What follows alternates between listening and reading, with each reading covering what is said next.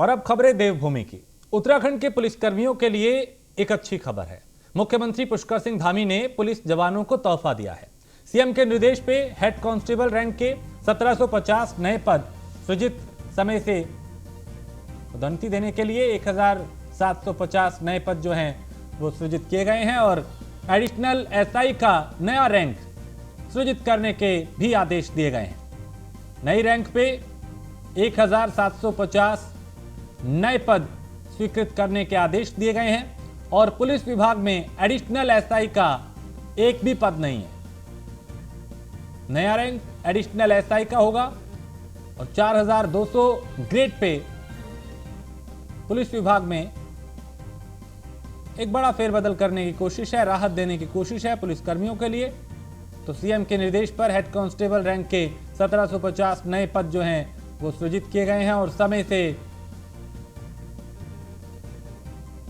के साथ कई बदलाव लगातार उत्तराखंड में किए जा रहे हैं और कोशिश ये है कि व्यवस्था को बेहतर किया जाए, कमियों को दूर किया जाए, खामियों को दूर किया जाए और उसी के चलते अलग अलग विभागों पे फोकस किया जा रहा है, ध्यान दिया जा रहा है, पारदर्शिता लाई जा रही है।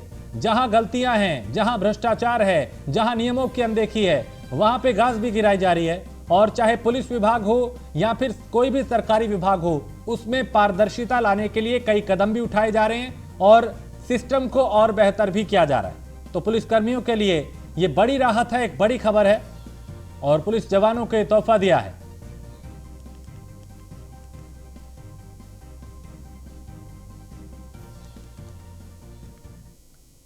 और यूके एसएससी पेपर लीक से जुड़ी इस वक्त बड़ी खबर आपको बताएं। अधीनस्थ सेवा चयन आयोग की जांच की जो आंच है वो 3 अनुभाग अफसरों के खिलाफ भी घूमती हुई नजर आ रही है और विजिलेंस जांच होगी।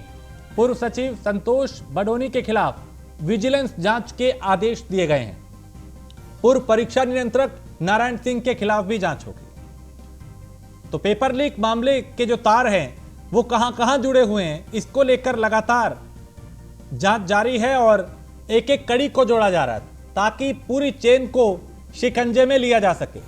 कई गिरफ्तारियां अब तक हो चुकी हैं। तो पेपर लीक से जुड़ी इस वक्त ये बड़ी खबर, जिसमें अधीनस्थ सेवा चयन आयोग की जो जांच की आंच है, वो जो सुई है वो लगातार घूम रही है और अब 3 अनुभाग अफसरों के खिलाफ भी विजिलेंस जांच होगी। तो पूर्व सचिव संतोष बडोनी के खिलाफ विजिलेंस जांच के आदेश दिए गए हैं और पूर्व परीक्षा नियंत्रक नारायण सिंह के खिलाफ भी विजिलेंस जांच होगी। क्योंकि एसएससी पेपर लीक से जुड़ी इस वक्त ये बड़ी खबर, जहां अधीनस्थ सेवा चयन आयोग की जांच की जो सुई है वो लगातार घूम रही है और अब 3 अनुभाग अफसरों के खिलाफ भी विजिलेंस जांच होगी।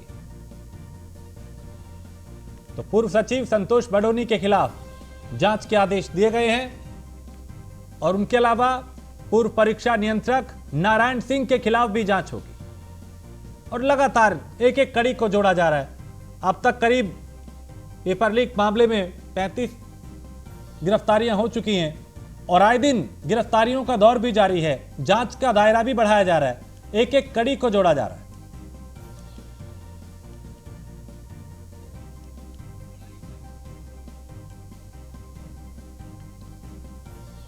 तो एक के बाद एक कई विभागों के जो अधिकारी हैं वो भी अब रडार पे हैं, चाहे पूर्व में वो रहे हों या मौजूदा हों। कड़ियां लगातार जोड़ी जा रही हैं ताकि पूरी चेन को शिकंजे में लिया जाए। गिरफ्तारियों का दौर भी जारी है और अब तक करीब 3 दर्जन गिरफ्तारियां इस मामले में हो चुकी हैं। आगे भी अभी कई गिरफ्तारियां हो सकती हैं। तो पूर्व सचिव संतोष बडोनी के खिलाफ विजिलेंस जांच के आदेश दिए गए हैं और पूर्व परीक्षा नियंत्रक नारायण सिंह के खिलाफ भी जांच की आंच वहां तक पहुंच रही है।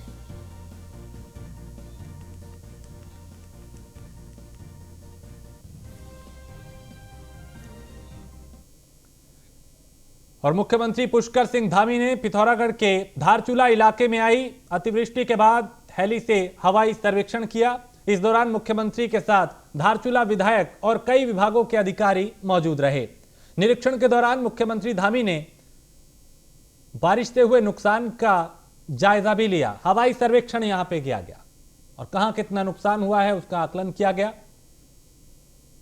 सीएम धामी यहां पहुंचे और उन्होंने हवाई सर्वेक्षण किया, क्योंकि उत्तराखंड में कहीं बारिश और कहीं ओलावृष्टि और कहीं नदियों के उफान ने मुश्किलें पैदा कर दी हैं। खबर हरिद्वार से है, जहां जहरीली शराब कांड मामले में जहरीली शराब पीने से एक और ग्रामीण की मौत हुई है। शराब पीने से बीमार दो अब भी अस्पताल में 2 लोग भर्ती हैं और अब तक 8 लोगों की शराब पीने से जान जा चुकी है। जहरीली शराब का जो कहर है वो हरिद्वार में इस बार यहां देखा गया और अब तक 8 लोगों की मौत हो चुकी है।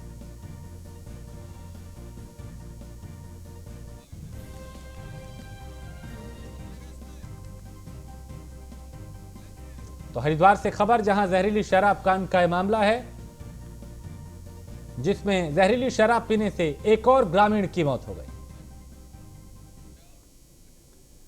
और प्रदेश सरकार की तरफ से 17 सितंबर से 24 सितंबर तक स्वच्छता पखवाड़ा अभियान चलाया जाएगा। सचिव शैलेश बगोली ने जानकारी देते हुए बताया कि प्रदेश सरकार ने फैसला लिया है कि पूरे प्रदेश भर में स्वच्छता पखवाड़ा कार्यक्रम का आयोजन होगा, जिसमें सरकारी विभागों के कर्मचारियों के साथ साथ आम जनता के सहयोग से कार्यक्रम को सफल बनाया जाएगा। उन्होंने कहा कि मुख्यमंत्री पुष्कर सिंह धामी द्वारा इस कार्यक्रम को वृहद दूर रूप देने के लिए जिले के प्रभारी मंत्रियों को जिला अधिकारियों से समन्वय करने के निर्देश दिए हैं।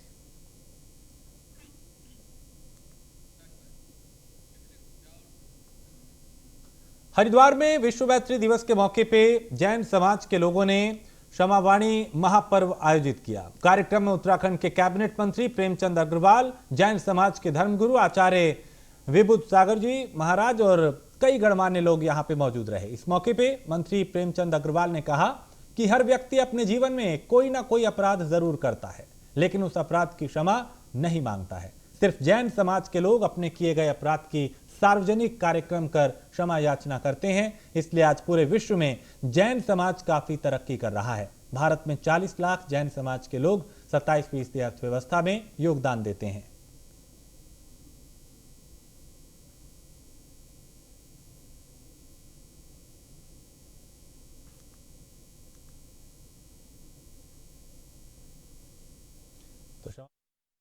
समाज के द्वारा जिस प्रकार से क्षमा वाणी प्रोग्राम हरिद्वार में अभी संपन्न हुआ, मुझे ऐसा कहना चाहिए कि पूरे विश्व के अंदर एक जैन समाज एक ऐसा है जो इस प्रकार के कार्यक्रम करता है। हर व्यक्ति से किसी न किसी मुकाम पे कोई गलती त्रुटि होती है, लेकिन उसके बाद भी उसके मन के भाव कभी क्षमा याचना के नहीं होते, कि हम पुण्य भी करते हैं पाप भी करते हैं। लेकिन यदि हमारा भाव करुणा की दृष्टि से यदि हम क्षमा याचना का काम करें, यानी क्षमा करें भी और क्षमा पाएँ भी, तो विश्व में ऐसा कोई कार्यक्रम कोई करता है तो जैन समाज करता है। आज पूरे विश्व के अंदर जिस प्रकार जैन समाज आगे बढ़ा है और 40 लाख की जनसंख्या देश में होने के बावजूद 27% का जिनका आर्थिकी में बहुत बड़ा योगदान हो, जैन समाज के द्वारा जिस प्रकार से क्षमा। तो क्षमावाणी कार्यक्रम में प्रेमचंद अग्रवाल पहुंचे और जैन समाज के लोगों ने इस कार्यक्रम का आयोजन किया था, जिसमें कैबिनेट मंत्री प्रेमचंद अग्रवाल भी पहुंचे और उन्होंने कहा कि जैन समाज का देश में बड़ा योगदान है। हरिद्वार में यह कार्यक्रम था, क्षमावाणी कार्यक्रम जो महापर्व है उसका आयोजन किया गया था और इसमें जैन समाज के लोग बड़ी संख्या में पहुंचे। कैबिनेट मंत्री प्रेमचंद अग्रवाल भी पहुंचे और उन्होंने कहा कि जैन समाज के लोगों का देश की अर्थव्यवस्था में बड़ा योगदान है।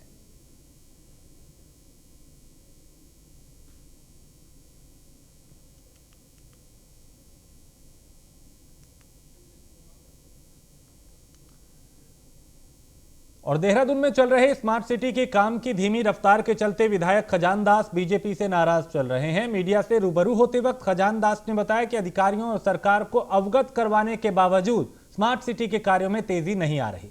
इन अधूरे छूटे कार्यों के चलते जनता परेशान है, लोगों को कई तरह की दिक्कतें हो रही हैं, जिसके चलते अब विधायक के पास अपनी ही सरकार के खिलाफ धरने में बैठने के अलावा कोई चारा नहीं बचता। जहाँ तक सवाल है, माननीय प्रधानमंत्री जी का वो ड्रीम प्रोजेक्ट है और स्मार्ट सिटी के तहत जो भी कार्य हैं, जो कार्यदायी संस्था है, हम समय समय पर उनको अवगत करवा रहे हैं, क्योंकि जो एक एडवाइजर कमेटी की बैठक होती है उसमें समय समय पर इनको अवगत कराया गया है। किंतु अधिकारी और जो कार्यदायी संस्था के जो मालिक हैं, मुझे नहीं लगता कि उनके कानों में जूं रहेंगे, इसलिए मुझे कहना पड़ा और जनता के हित के लिए और अपने क्योंकि स्मार्ट सिटी का काम अगर देखा जाए तो मेरे विधानसभा में 90% काम स्मार्ट सिटी का हो रहा है। तो मुझे लगता है कि जनता परेशान है, सड़कों में गड्ढे हैं, पता नहीं लग रहा है कि कहाँ पर काम हुआ कहाँ पे नहीं। तो इस बात को लेकर के मैंने ज़रूर कहा है कि यदि 25 तारीख तक आपने अपने कार्य प्रणाली में सुधार नहीं लाया तो मैं जनता के साथ में धरने पर। और मसूरी पुलिस ने देर रात मसूरी देहरादून मार्ग पे स्थित मैगी पॉइंट पे छापेमारी की, जहां पर मैगी पॉइंट स्वामियों के खिलाफ अनधिकृत रूप से लोगों को शराब परोसने के चालान काटे गए। शराब पीने वाले लोगों पर भी कार्रवाई की गई। मसूरी कोतवाल दिग्पाल सिंह के नेतृत्व में देर रात मसूरी पुलिस द्वारा ये कार्रवाई की गई और देहरादून मार्ग पे चल रहे मैगी पॉइंट पे छापेमारी की गई, जहां पर खुलेआम लोगों को शराब परोसी जा रही थी और यहां पे लोगों के खिलाफ भी कार्रवाई की गई और जो लोग शराब परोस रहे थे उन पर भी शिकंजा कसा जा रहा है।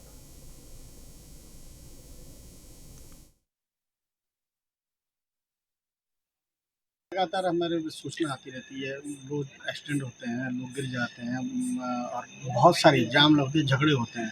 इससे पहले भी चाकू की एक घटना हुई। तो ये सब इसलिए है कि लोग यहाँ आके पीते हैं।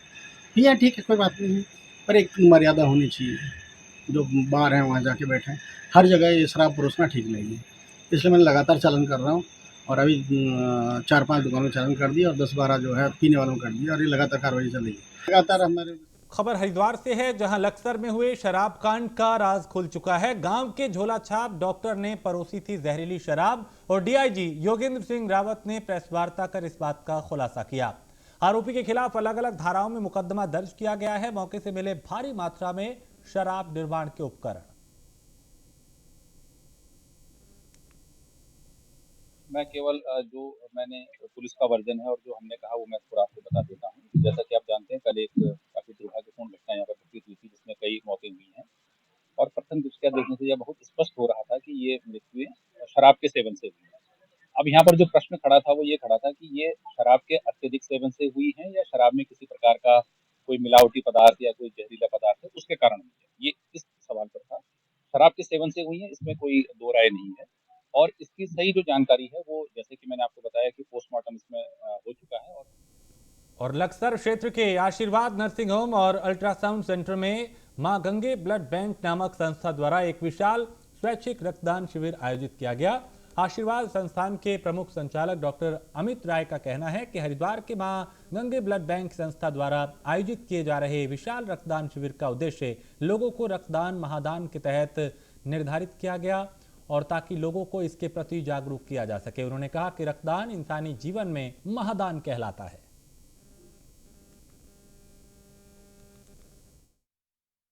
मां गंगे ब्लड बैंक के सहयोग से 11 सितंबर को दिन रविवार को हम दोनों संस्थाओं ने किया है कि जनहित में रक्तदान का शिविर का आयोजन किया गया है, जिसमें लक्सर और खानपुर की सभी जनता से हम अपील करते हैं कि 11 सितंबर को दिन रविवार को सुबह 11 बजे हमारी संस्था आशीर्वाद नर्सिंग होम तुर्काजी रोड दापटी में जो नया नर्सिंग होम खुला है उसमें हमने रक्तदान का शिविर का आयोजन किया गया, जिसमें हम सभी लक्सर और खानपुर के क्षेत्रवासियों से अपील करते हैं कि हमारे संस्था में आए और रक्तदान दें और रक्तदान महादान होता है। देहरादून में स्थित कनॉट प्लेस, जो अपने आप में एक सदी का इतिहास लिए हुए है, बहुत जल्द मिट्टी में मिल जाएगा। 14 सितंबर को इसे खाली कराने का काम शुरू होगा और बहुत जल्द इसे जमींदोज कर दिया जाएगा। दिल्ली में स्थित कनॉट प्लेस की तर्ज पे इस इमारत के निर्माण के बाद यहाँ 150 से अधिक परिवार और 70 के करीब दुकानें हैं। 1930 से 1940 के बीच देहरादून की ये पहली इमारत थी जो 3 मंजिला बनी थी। उस वक्त देहरादून के धनी सेठ और बैंकर्स रहे मनसाराम ने दिल्ली के कनॉट प्लेस की तर्ज पे इसे बनवाया था। मनसाराम ने बॉम्बे से आर्किटेक्ट बुला के इस इमारत का निर्माण करवाया था। IC के अधिकारी मेरे पास आए थे कुछ दिन पहले। सुप्रीम कोर्ट का आदेश उनके फेवर में है और उसमें उसको बिल्डिंग क्योंकि जीर्ण शीर्ण अवस्था में है, बिल्डिंग को खाली करने की एक मतलब आदेश सुप्रीम कोर्ट ने आदेश में लिखा हुआ है। इसमें LIC के लोग DM साहब के गए थे और मजिस्ट्रेट न्यूज़ उन्होंने कर दिया है। देखिए जी, LIC के द्वारा ये भवन को घिरासू भवन घोषित कराने के लिए जो सुनियोजित तरीके से एक साजिश को रचा गया, उसको बताना बहुत अहम है। भवन बिल्कुल घिरासू नहीं है। हमारे सामने ये जो बिल्डिंग आप दूसरी देख रहे हैं, ये ओल्ड कनॉट प्लेस है, हमारा न्यू कनॉट प्लेस है। ओल्ड कनॉट प्लेस तकरीबन हमारे से 20 साल पहले बना था, वो घिरासू की श्रेणी में नहीं आता। देहरादून के अलावा दिल्ली में कनॉट प्लेस है जो 200 साल पहले बना था, वो घिरासू की श्रेणी में नहीं आता। हमारा भवन श्रेणी में आता है। ये श्रेणी में आने वाली बात नहीं है। ये आप समझिए, इसका आर्किटेक्चरल स्ट्रक्चर इस प्रकार का है कि अगर किसी समय कोई भूकंप आता है, कनॉट का मतलब होता है नॉट बनाई जाना। इसमें हर स्ट्रक्चर अपने आप में एक अलग बिल्डिंग है। मेरा नाम संजीव सूद है, मैं फर्नीचर का काम करता हूँ। SS एंटरप्राइजेज आसाम के इन फर्नीचर मेरी है।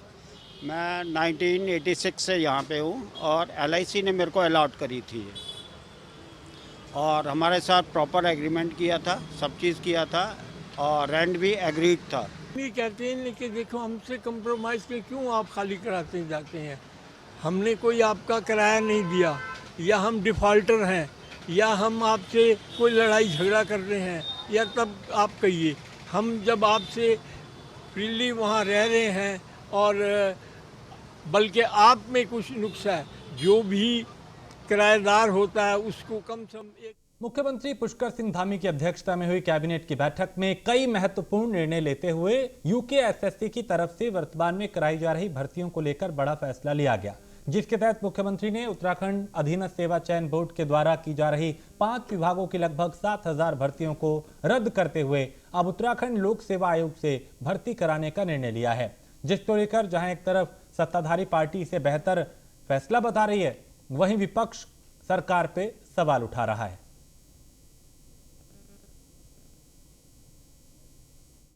युवाओं का हित का विषय था और SSC का जो मैटर था उसमें जो जांच चल रही थी, उसके बाद ये लगभग कैबिनेट में विचार क्या होगा कि नियुक्तियां भी न रुके और रोजगार के अवसर बने रहे। तो उत्तराखंड लोक सेवा आयोग को ये नियुक्ति का जो अवसर दिया है उनके माध्यम परीक्षण कराए जाएंगे, ये स्वागत योग्य है और मुख्यमंत्री जी ने यहाँ के युवाओं को विश्वास जीतने का काम किया है। तो मैं कह सकता हूँ कांग्रेस को इसमें प्रश्न खड़ा करने की व्यवस्था नहीं है, क्योंकि नियुक्तियों के लिए कोई ना कोई एजेंसी आवश्यक होती है। रुड़की में पूर्व मंत्री और BSP प्रदेश प्रभारी दयाचंद दिनकर ने भारतीय जनता पार्टी की सरकार पर आरोप लगाया वो चुनाव को प्रभावित करना चाहते हैं। उनके प्रत्याशियों को डराया धमकाया जा रहा है और उन्हें झूठे मुकदमों में फंसाए जाने की धमकी दी जा रही है। उन्होंने कहा कि सरकार सरकारी मशीनरी का दुरुपयोग कर चुनाव को बाधित करना चाहती है। बीजेपी में दम नहीं है वो BSP का मुकाबला कर सके। जिले में वो माननीय उच्च न्यायालय के आदेश के अनुसार हो रहे हैं। सरकार नहीं चाह रही थी कि हरिद्वार जिले में चुनाव हो। कई लोगों ने यहाँ रिट लगाई और रिट लगाने के बाद ये चुनाव हुए हैं। स्थितियाँ ये है कि जो यहाँ के लोकल नेता हैं, जो ऊपर सरकार में जाकर रिपोर्ट देते हैं, जिनकी वजह से हरिद्वार में 8 सीट से 3 रह गई हैं, उन लोगों को उनकी स्थिति सीट जिताने की तो नहीं है। घबराई हुई है भारतीय जनता पार्टी के लोग। आज बहुजन समाज पार्टी से घबराए हुए हैं। वो लोग ये सोच रहे हैं किसी प्रकार से भारतीय बहुजन समाज पार्टी के जो प्रत्याशी हैं उनको परेशान करने का काम करें, हमारे पदाधिकारी जो चुनाव में लगे हुए हैं उनको परेशान करने का काम करें। परंतु मैं आपसे कहना चाहता हूं कि बहुजन समाज पार्टी के कार्यकर्ता घबराने वाले नहीं है। बहुत मजबूती के साथ बहुजन समाज पार्टी चुनाव लड़ने का काम करेगी और आज की प्रेस कॉन्फ्रेंस करने का ये मुख्य कारण था ताकि आप लोगों के माध्यम से हम माननीय जो यहाँ पर चुनाव आयोग है उनके पास ये बात पहुँचाने का काम करेंगे कि ये चुनाव जो त्रिस्तरीय पंचायत चुनाव है फेयर हो। इसमें किसी भी प्रकार का जो सरकार में बैठे हुए लोग हैं, जो सत्ता में बैठे हुए लोग हैं, किसी भी प्रकार का इस प्रकार से चुनाव को प्रभावित करने का वो लोग काम ना करें। और इसी के साथ इस बुलेटिन में फिलहाल इतना ही। देश प्रदेश की बाकी खबरों के लिए आप देखते रहिए News 1 इंडिया।